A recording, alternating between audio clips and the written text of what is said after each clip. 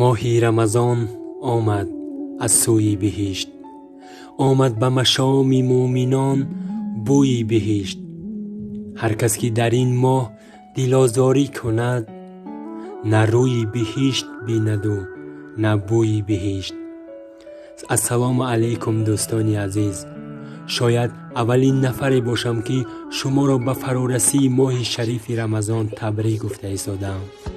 دوستان عزیز، هر یک و یک شما را به فرارسی ماه شریف رمضان تبریک گفته به همه شما ایمان مستحکم را تمنا میکنم.